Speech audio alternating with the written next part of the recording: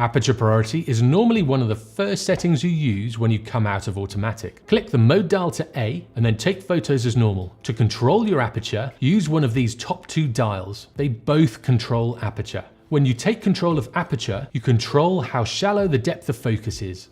Then if your exposure is out a little bit, use your exposure compensation dial to tweak and tune in the photo until you get what you want. If you're not sure what the exposure compensation dial is, click on the eye in the corner. When you press the shutter button, your shutter speed will be automatically set by the camera using its built-in exposure meter. If you're shooting handheld and the light starts to drop, just keep an eye on your shutter speed in this mode. If your shutter speed figure drops below your focal length figure, you'll start to get handshake in the shots. There's no correlation between these two, it's just a good guide to get sharp shots. So if you're shooting with a 25mm lens, don't let your shutter speed drop below 1/25th of a second. If you're shooting at 70mm, don't let it drop below 1/70th of a second. And that's about it. If you want a more detailed video on aperture priority, click on the eye in the corner. And if you want to see more videos, subscribe and make sure you turn on notifications.